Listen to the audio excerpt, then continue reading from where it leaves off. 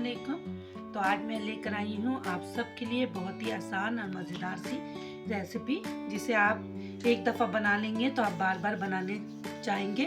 तो अभी सर्दियाँ हैं और सर्दियों में मटर बहुत अच्छे हैं। मैं आपके लिए लाई हूँ चिकन आलू मटर की रेसिपी, जो बहुत ही बनाने में बहुत ही आसान है और खाने में बहुत मज़ेदार है। तो चलें स्टार्ट करते हैं अपनी रेसिपी को। पैन को मैंने गरम कर लिया था और उसमें अब मैं डाल रही हूँ ऑयल जो है मैंने 1 कप के करीब लिया है। अब ऑयल को हम अच्छे से गरम कर लेंगे। ये देखिए ऑयल हमारा अच्छे से गरम हो गया है। अब मैंने 2 मीडियम साइज के प्याज लिए थे, इसको अच्छे से हम इसमें ब्राउन कर लेंगे। प्याज को अच्छे से ब्राउन करने के लिए अगर हम ½ टीस्पून के करीब नमक डाल देंगे तो प्याज में जल्दी कलर आ जाएगा। प्याज में हमारा कितना ज़बरदस्त सा कलर आ गया है। अब मैं इसको एक प्लेट में निकाल लूँगी। प्याज को मैंने अलग कर लिया। अब इसको एक साइड में रख देंगे हम। तो ऑयल में हम थोड़ा सा गरम मसाला डालेंगे। तो मैंने 1 बादियान का फूल, 1 बड़ी इलायची और 1 दालचीनी का टुकड़ा लिया।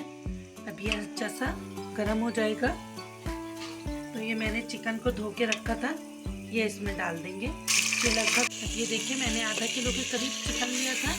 अब इसको हमने इतनी देर तक पकाना है कि इस चिकन का कलर चेंज हो जाए। अगर आप मेरे चैनल पे नए हैं तो मेरे चैनल को लाइक करें, कमेंट करें, अपने दोस्तों के साथ मेरी रेसिपी को ज़रूर शेयर करें और आप बताएं कि आप मुझे किस शहर और किस मुल्क से देख रहे हैं। तो ये देखें, इसको हमने इतनी देर तक पकाना है कि चिकन का कलर जो है वो बिल्कुल चेंज हो जाए। इसका कलर चेंज हो गया है।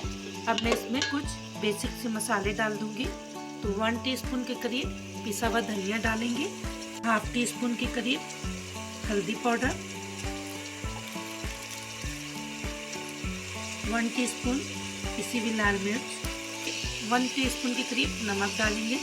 आप अपने टेस्ट के अकॉर्डिंग कम या ज़्यादा कर सकते हैं। और इस मसाले को हमने अच्छे से पकाना है ताकि इसका कच्चापन ख़त्म। मसाले को हमने अच्छे से भून लिया है। अब ये मैंने 3 से 4 टिप आलू को काट के रखा था, ये इसमें डाल देंगे। के रखा था इसको भी डाल देंगे इसमें। इसको अच्छे से हमने पकाना है। जब में लाइट नहीं है तो मैंने इसको हाथ वाली बीटर से मैंने इसको हाथ से किया है। टमाटर, ये 2 टमाटर है जिसका मैंने इस तरीके से पेस्ट बना लिया था और ये इसमें डाल देंगे और इसको अच्छे से हमने पकाना है। थोड़ी देर के लिए हम कवर कर देंगे ताकि हमारे आलू जो है वो गल जाए। टमाटर का हमारा पानी खुश्क हो गया है। अब मैं इसको अच्छे से भून लूँगी ताकि टमाटर अच्छे से पक जाए। ये देखिए बिल्कुल भी पता नहीं चल रहा है टमाटर मैंने डाला है इसमें। अब इसमें 2 से 3 स्पून फेंटा हुआ दही डालेंगे हम। इससे सालन का कलर भी बहुत अच्छा आएगा और टेस्ट में भी बहुत मज़े का लगेगा। तो इसको अब हमने अच्छे से पका लेना है। और आप जब भी दही डालें तो चूल्हे की फ्लेम को बिल्कुल मीडियम कर दीजिएगा, तो दही जो है हमारी कभी भी इसमें सालन में नहीं फटेगा। अच्छे से पका लेना है ताकि ये दही का पानी भी खुश्क कर ले हो जाए। इसको मैंने अच्छे से भून लिया है। अब ये जो मैंने प्याज को फ्राई करके रखा था ये क्रश करके इसमें डाल देंगे।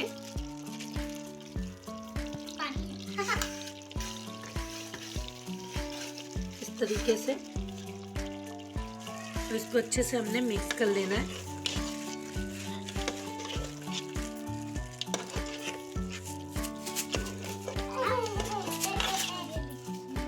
देखिए हमारा ऑयल भी अच्छे से सेपरेट हो गया।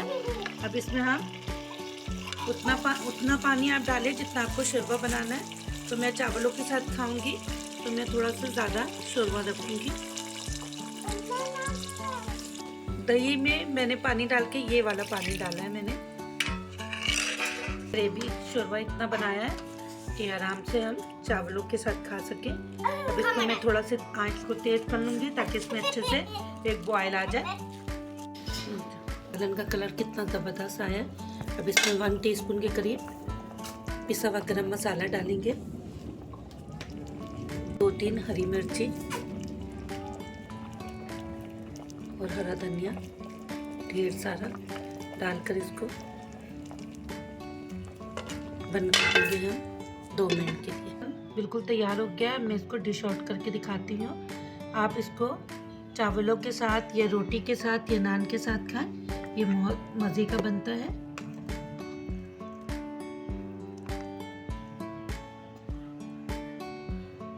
अगर मेरी रेसिपी आपको थोड़ी सी भी अच्छी लगी हो तो लाइक और कमेंट ज़रूर करिएगा और अपने दोस्तों से मेरी रेसिपी ज़रूर शेयर करिएगा और मेरे चैनल को ज़रूर से ज़रूर सब्सक्राइब करें। तो अब मिलती हूँ एक नए दिन और एक नए रेसिपी के साथ। फ़ी अमान अल्लाह।